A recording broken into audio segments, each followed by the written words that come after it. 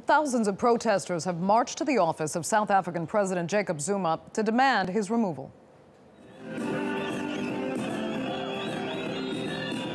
The protest is the second demonstration in less than a week. They were triggered by a recent cabinet reshuffle in which the finance minister was replaced. And that led to the country's credit rating being downgraded to junk status.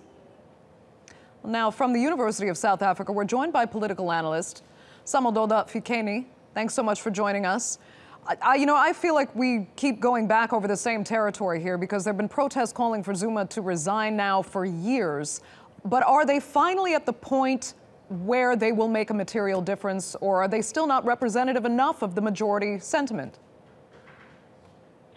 I do think that this is going to be a long, protracted process because President Zuma still enjoys support within the ruling party, even if he may not be that popular within the society itself.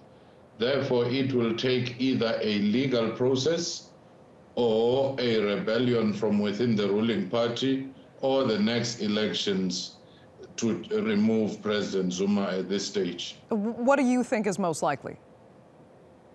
It's most likely that once ANC elects its new leader in December, they may persuade him to step down because of the political cost of keeping him in 2018 going to the elections in 2019. At that particular moment, I think they may use other reasons, such as having two centers of power, a president of the ruling party and a different president of the country, as a reason to persuade him otherwise. In the meantime, though, what does the economy do? It's already been downgraded to junk status by two ratings agencies. Can South Africans take much more? I don't think they'll take much more. In fact, the impact of downgrade, if it becomes very clear that the general population is suffering and paying the price, that might add more pressure from the civil society organizations to pressurize the ruling party to rethink its position of defending the president. So those economic effects may not come this month or next month, but with time, the public will begin to see the cost of keeping President Zuma, and ANC may even suffer in 2019 because of this. As you were saying, though, there are those loyalists who are digging their heels in favor of Zuma staying in power. But there are also struggle leaders of the ANC who are coming out louder and louder to say enough is enough. How much influence do they have?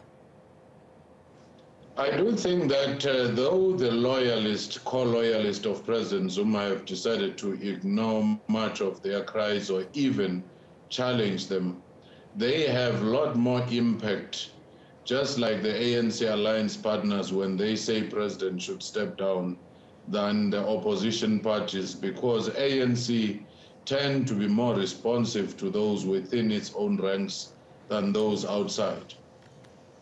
Okay.